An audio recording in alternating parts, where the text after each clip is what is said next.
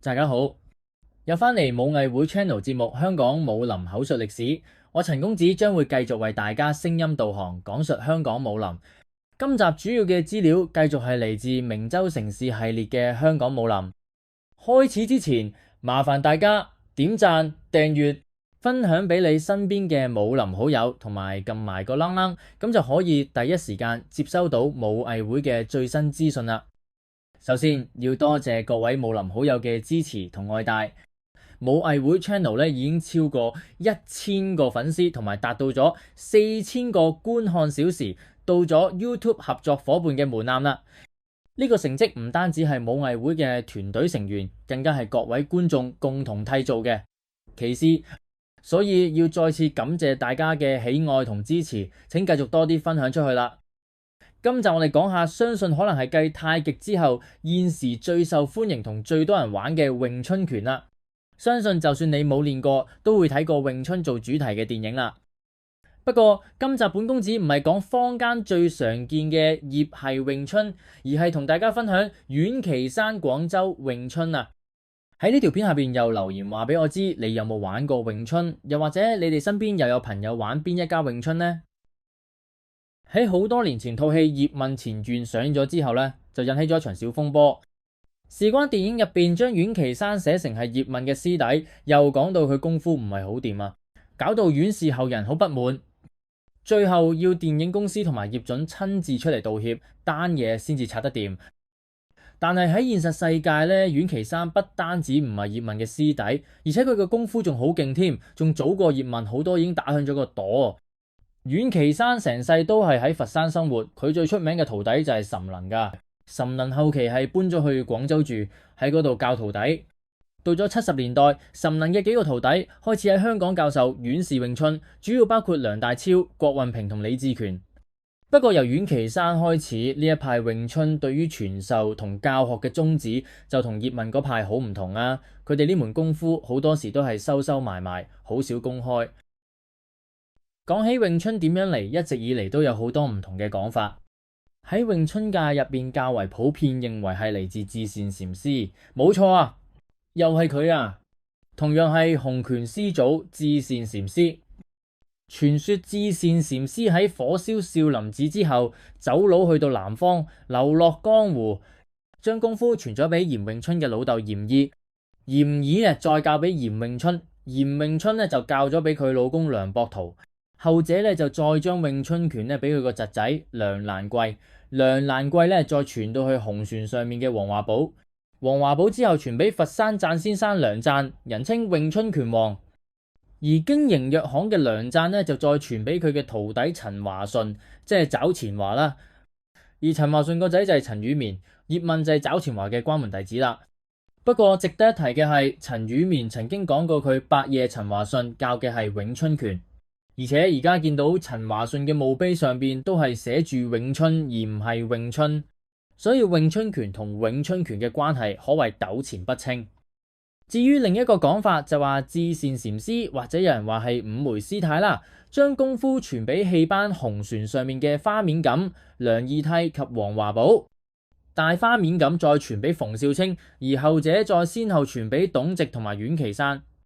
董直嘅傳承人係，亦都曾經喺香港活躍過嘅朱仲文啦。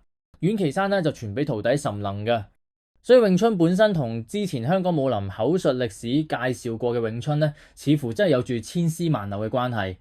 其實真實嘅歷史呢，早已經不可考究嘅，但冇爭議嘅係，無論個源流係點，詠春拳本身都一直有唔同嘅流派。例如蛇殼詠春、刨花連詠春、古爐詠春、易金詠春、招式詠春、彭南詠春等等，同今日為坊間所知嘅葉問係實情都有好大出入。19世紀去到民國時期嘅佛山，可以話係武館之鄉。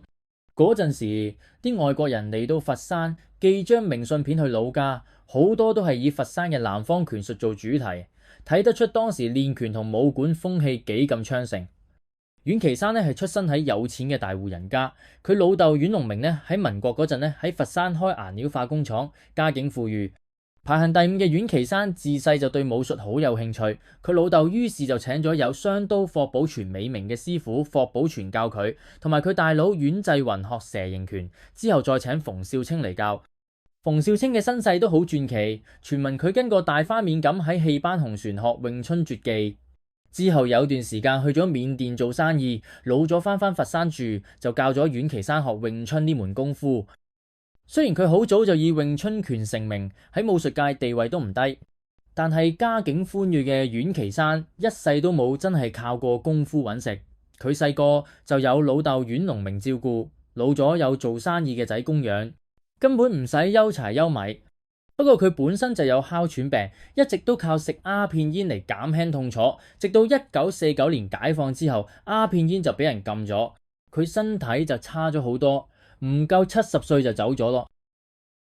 根據佢個徒孫即係岑能嘅徒弟梁大超講翻，阮岐山一世人教功夫都係隨緣，所以一直以嚟都冇正式收過徒弟。佢40幾歲嗰陣，有次喺茶樓遇到嗰時得14、15歲嘅岑能，覺得佢有習武天分，又夠勤力，就主動同岑能嘅師傅張寶講，不如叫細個嘅岑能跟佢學武。岑能本身喺秘魯出世，係當地嘅華僑。30年代跟住屋企人返中國探親，點知撞正中日戰爭爆發，就滯留咗喺中國，生活都好艱苦。細個就開始做童工揾食，為咗有一技傍身，唔俾人蝦，好早就跟張寶學武。咁當時阮岐山呢主動話收岑能做徒弟，但係因為阮岐山向來都唔會輕易顯露功夫，所以岑能一開始都唔係好信眼前呢個瘦削身材又唔高嘅人會係武術高手。梁大超話岑能13歲就開始同張寶學武，佢師傅擅長嘅係長橋硬功，手法多變，又有木人樁法，有刀有棍，但係功夫唔夠幼細。張寶同阮岐山係朋友，佢成日去岑能阿嬸開嘅天海茶樓飲茶。題外話，天海茶樓到而家仲有經營噶，但係阮岐山從來都唔提功夫，只係睇張寶點教功夫。所以岑能一直知有阮岐山呢個人，但就唔知佢識功夫。張寶嗰陣同岑能講話五叔想教佢功夫，岑能冇乜反應，仲反問翻佢識唔識功夫噶。阮岐山於是叫岑能用張寶教佢嗰啲功夫攻擊佢，但岑能點都打唔到阮岐山。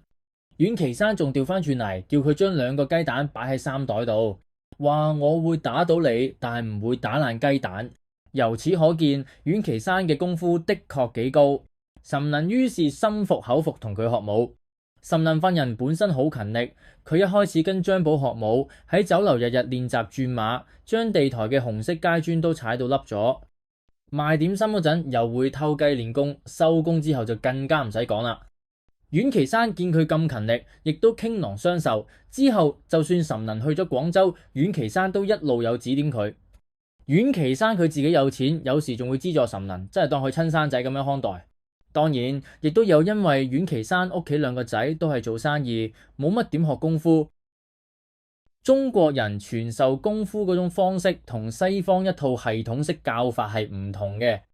主要係靠口傳身授，同時都要靠徒弟自己嘅悟性，先會有更好嘅發揮。師徒關係有時好似父子咁，又會因人而異。同一個師傅教出嚟嘅徒弟學到嘅嘢都會唔同。岑能學晒阮岐山嘅詠春技藝，喺教徒弟方面亦都 keep 住阮岐山嗰套，一直保持低調。梁大超講翻佢60年代開始跟岑能學武嘅經歷。話說岑能喺1947年去咗廣州，喺嗰度教功夫，之後做鐵打。到文革嗰陣都仲有偷偷地教功夫，有10幾個徒弟。不過詠春向來都係聽聞得多，唔會輕易公開，所以又有歸家拳嘅別稱。當時呢，廣州冇第2個詠春師傅，另一個呢就係古爐詠春，係源自良贊嘅鄉下，屬於偏新詠春。梁大超係喺1964年開始跟岑能學習詠春拳。嗰陣時，好多人都羨慕岑師嘅名氣，知佢喺廣州西華里巷口教徒弟，但只係喺屋企跟埋門咁教。佢一家5口都住喺嗰度嘅戰前樓，地方唔大，做過鐵打醫館。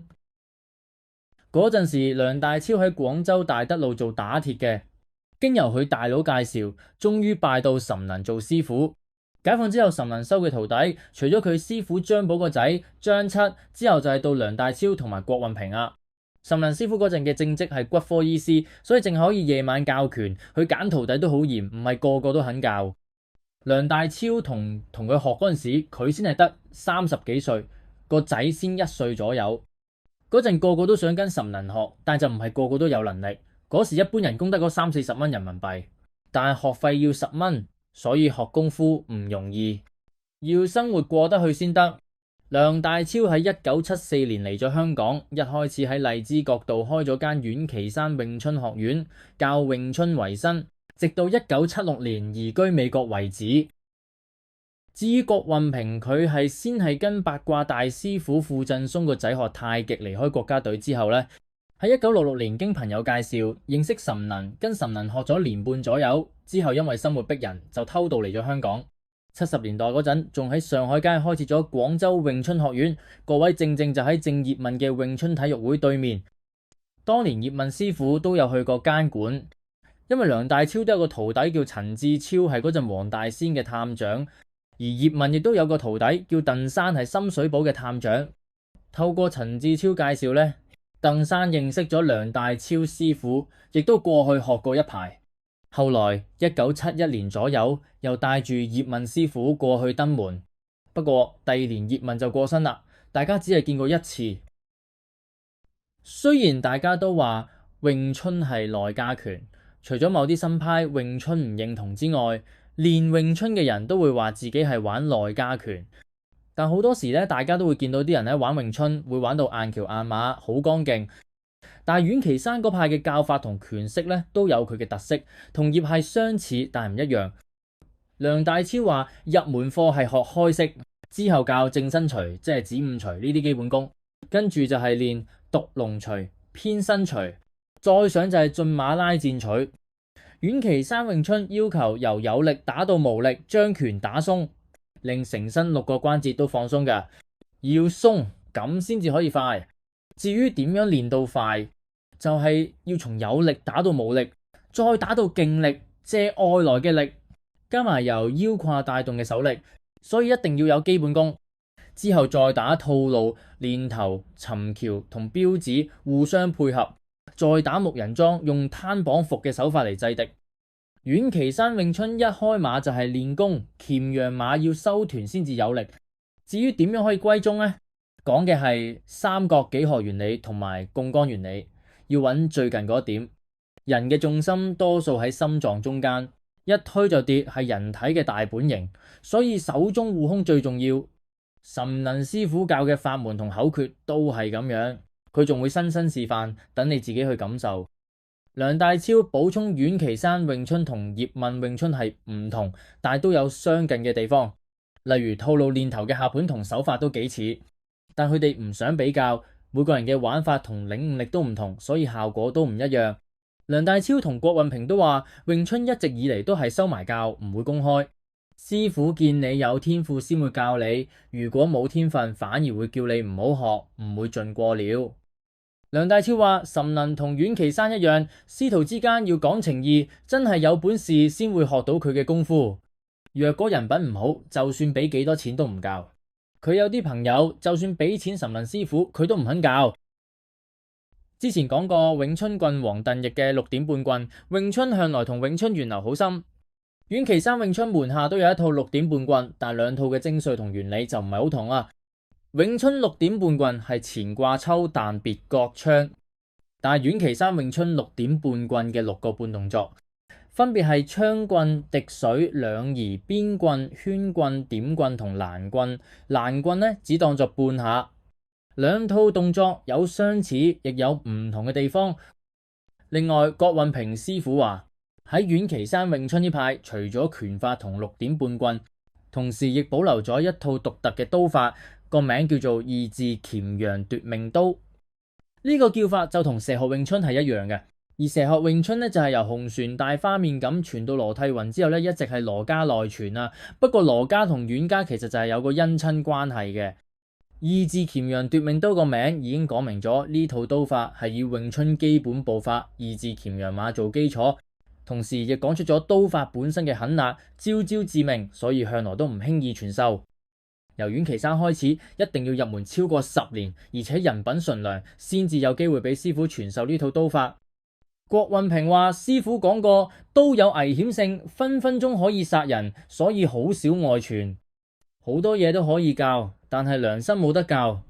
如果將刀法教咗俾壞人就麻煩啦，所以唔會隨便教。郭運平話：阮岐山呢套刀法淨係得佢師傅岑能識，佢20幾歲就學識咗，同葉問嗰套八斬刀完全唔同噶。郭運平師傅喺1967年諗住偷渡嚟香港揾食，岑能擔心之後再冇機會見面，就將刀法傳授予佢同埋佢師兄梁大超。詠春刀法用嘅一對雙刀係一樣長短大細嘅，刀身唔會過寬，刀法同詠春手法原理一樣，都係手中用中，打小架子，唔會亂咁打到周圍飛。攔刀、間刀、刺刀等等都係跟住詠春手法，套路好簡短，打嗰陣靠腕力同埋用腰馬發力嘅。今集香港武林口述歷史就嚟到呢度先。如果你中意呢條片就俾個 like 我，同埋分享俾你嘅武林好友啦。又或者你對武林有咩睇法同見解，都歡迎喺下面留言啦。香港武林仲有好多趣事軼事，欲知後事如何，記得訂閱且聽我下集分解。